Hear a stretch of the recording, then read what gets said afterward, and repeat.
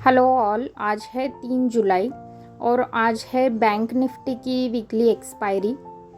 यहाँ पे अभी 9:15 बज रहे हैं और मैं कुछ थोड़ा बहुत लेवल वगैरह मार्किंग कर रही हूँ।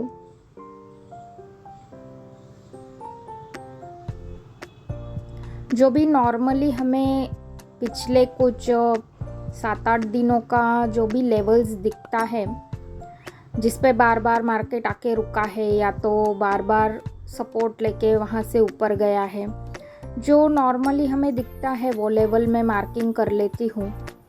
निफ्टी बैंक निफ्टी दोनों का मैं थोड़ा सा देख लेती हूँ।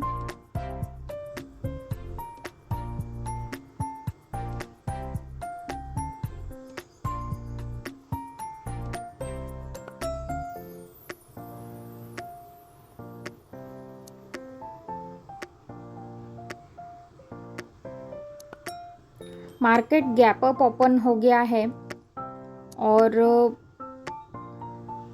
अपने कल के 50% से मार्केट ऊपर है। यहाँ पे मैंने इन द मनी के कॉल्स पुट्स निकाल लिए हैं।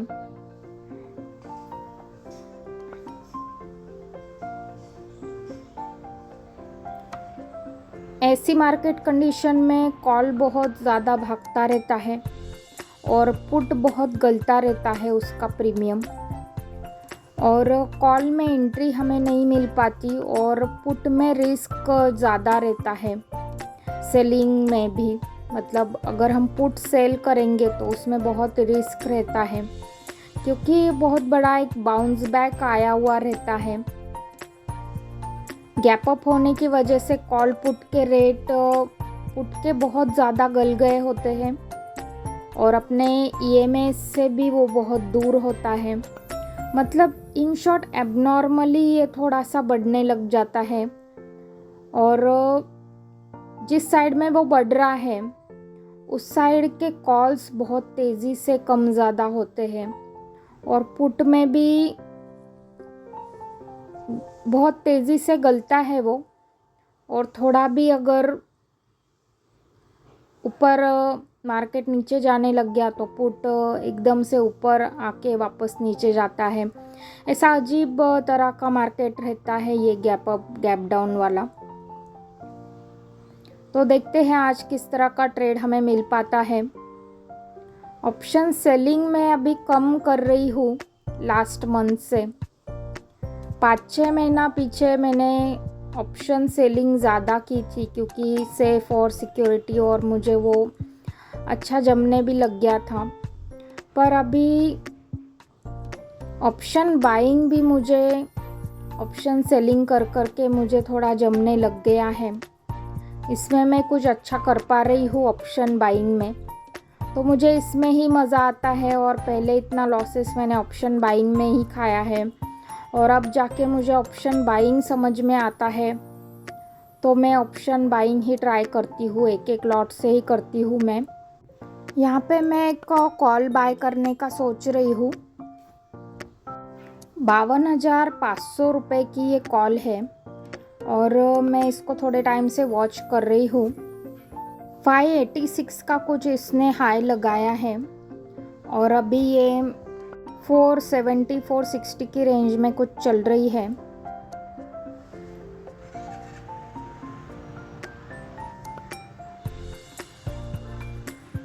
$465 के प्रीमियम में मुझे ये मिला है। 15 का बैंक निफ्टी का लॉट होता है, एक लॉट मैंने उसको परचेस किया है। ये इन द मनी की कॉल है और इसको मैं 100 रुपये ऊपर लगाने वाली हूँ, क्योंकि मार्केट मुझे आज बहुत ही स्ट्रॉन्ग लग रहा है। एक्चुअली 2 लॉट मुझे करने हैं एक्चुअली ट्राई। अभी धीरे धीरे मुझे थोड़ा सा लॉट साइज़ बढ़ाना है, पर मैं कर नहीं पा रही हूँ वो, क्योंकि एक लॉट ही इतना महंगा आता है। 8 से 10 हज़ार का एक लॉट आता है इन द मनी का अगर लो तो इसकी वजह से अगर उसमें नुकसान हुआ तो एक लॉट में 2-3 हज़ार का लॉस हो जाता है। तो उसकी वजह से मैं हिम्मत नहीं कर पा रही हूँ अभी। तो ये मुझे 465 में ये कॉल पड़ी है और अभी ये 444 कुछ चल रही थी। बहुत ही फ्लक्चुएशन होता है इन द मनी की कॉल में। इसको मैंने लिमिट ऑर्डर लगा दिया है 570 रुपीज़ का। 465 में मुझे ये पड़ा है और इसका 100 पॉइंट होता है 565, तो मैंने 570 को इसको लगा दिया है। और यहाँ पे आप देख सकते हैं मेरा प्रॉफिट होना शुरू हो गया है। 480 तक ये चली गई है मेरी कॉल। अभी नीचे मैंने लेने के बाद ये 443 तक शायद गई थी, उसके बाद तुरंत ही ये ऊपर जाने लग गई। मार्केट बहुत ही स्ट्रॉन्ग है।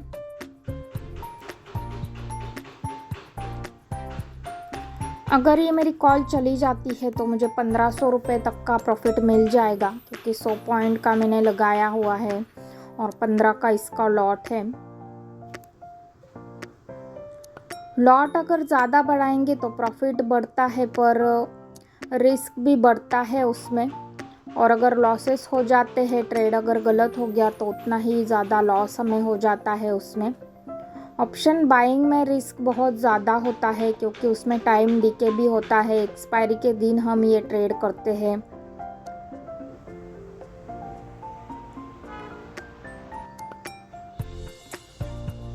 $477 अभी ये कॉल चल रही है।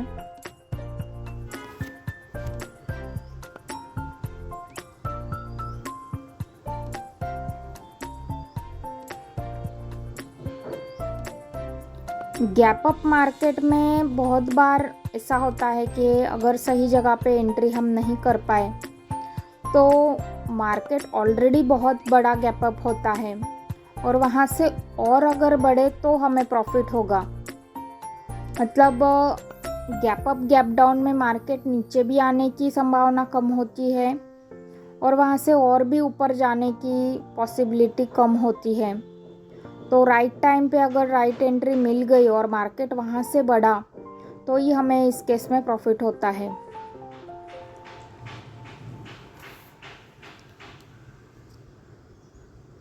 $492 मेरी कॉल अभी चल रही है।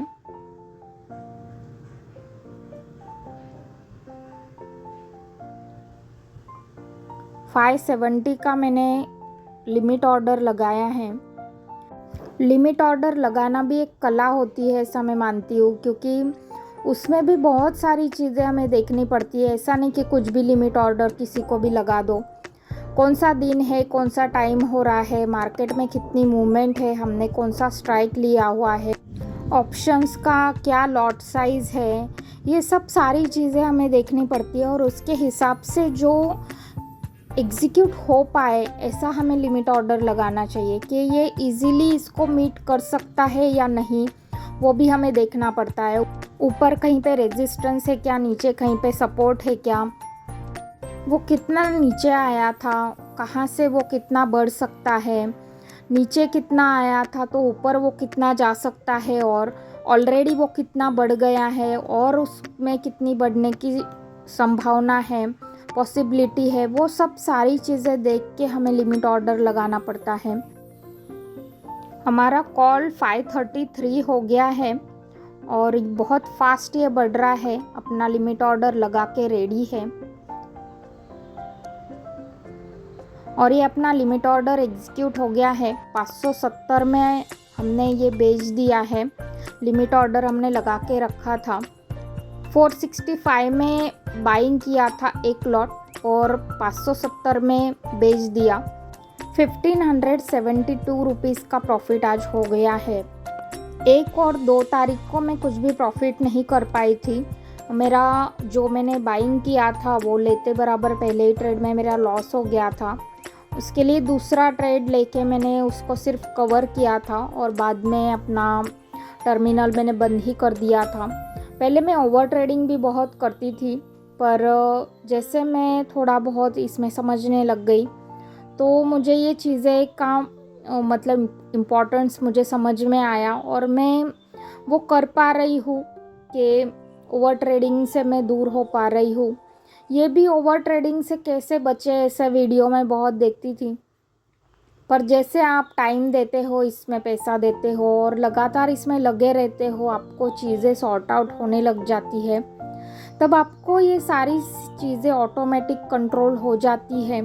जैसे आप थोड़े थोड़े प्रॉफिटेबल बनते हो तब आपका ओवर ट्रेडिंग भी कम होता है। इसमें कभी कभी होने वाले लॉस भी हमें एक्सेप्ट करने पड़ते हैं, कभी कभी हमें प्रॉफिट नहीं भी होता है, कभी कभी हमारे लॉसेस कवर होते, कभी नहीं भी होते। 3 साल अगर आप इसमें दे देते हो हर रोज़ और छोटे छोटे कैपिटल से आप ट्राई करते हो और ये एक्चुअल ट्रेडिंग आप करते हो, मतलब पेपर ट्रेडिंग नहीं होगा, वो जो डेमो सॉफ्टवेयर होते हैं वैसा करके वो नहीं होगा। एक्चुअल लॉसेस आपको देखने पड़ेंगे, एक्चुअल गलतियाँ आपको करनी पड़ेंगी और उसमें से बहुत कुछ सीखने का एटीट्यूड होना चाहिए, विश्वास होना चाहिए, इसमें आपको इंटरेस्ट होना चाहिए, यही आपका पैशन होना चाहिए। और टाइम इसमें लगेगा, पैसे जाएंगे, फ्रस्ट्रेशन, डिप्रेशन सब कुछ होगा, वो झेलना पड़ेगा और स्टैंड करना पड़ेगा, खड़े होना पड़ेगा, विश्वास करना पड़ेगा, नई नई मिस्टेक करनी पड़ेगी, पुरानी मिस्टेक छोड़नी पड़ेंगी। मार्केट जो भी आपको रंग दिखाएगा वो आपको देखने पड़ेंगे, बेयर करने पड़ेंगे। यहाँ पे सक्सेस होना है तो ये आग के दरिए में से ही पार होना होगा और फिर धीरे धीरे आप जब मार्केट को समझने लगोगे, सीखने लगोगे, एक्सपीरियंस आपका गेन हो जाएगा, तब जाके मार्केट धीरे धीरे आपको प्रॉफिट देना शुरू करेगा और तब आप इतने संभल जाओगे कि अभी प्रॉफिट होता है तो भी मैं लॉट नहीं बढ़ाती हूँ, क्योंकि मैं इतना देख चुकी हूँ इसमें कि मुझे पता है कि अगर मैं लॉट बढ़ाऊँगी, अगर बड़ा लॉस देखूँगी, एक झटके में मेरा कैपिटल उड़ सकता है। इसमें कैपिटल कितना भी हो, अगर लालच करेंगे, लॉट बढ़ाएंगे तो यहाँ पे कितना भी बड़ा कैपिटल वाइप आउट होने में देर नहीं लगती। तो ये रहा आज का ट्रेड। होप आपने इसको समझा होगा, इसमें से कुछ सीखा होगा। और एक चीज़ यहाँ पे मैं बोलना चाहती हूँ कि मैंने कोई एक चैनल पे एक वीडियो देखा, उसमें कुछ सेबी के नए रूल्स वो बता रहे थे और मुझे वो प्रॉपर कुछ इतना समझ में नहीं आया, पर उन्होंने ऐसा बताया है कि अगर कोई भी प्रॉफिट्स बताता है, अगर वो गलत है तो बहुत बुरी बात है, उनके ऊपर एक्शन होगा। पर अगर सही में भी कोई प्रॉफिटेबल है और वो अपने P&L दिखाता है, अपने प्रॉफिट्स दिखाता है, तो ये भी एक तरह का मतलब सेबी के रूल के खिलाफ है। तो ऐसा सब कुछ सुन के मुझे तो कुछ समझ में नहीं आ रहा है कि मैं ये वीडियोस बनाऊँ, मैं सही कर रही हूँ या रूल के ख़िलाफ़ ये हो जाएगा। तो मैं तो सही बता रही हूँ, मुझे पता है, पर सेबी को सही भी मंजूर नहीं है और गलत तो है ही नहीं मंजूर। तो मुझे क्या वीडियो डालने चाहिए या नहीं डालने चाहिए, एक्चुअली मुझे भी समझ में नहीं आ रहा है। तो देखते हैं इसमें आगे क्या होता है। फ़िलहाल तो मैंने डाला हुआ है ये, तो शायद फिर आगे चल के बंद भी करना पड़ सकता है, पता नहीं। तो that is it for today. ये रहा आज का ऑर्डर बुक और पोजीशन बुक, और hope you enjoy watching and learn from this trade. Thank you very much for watching.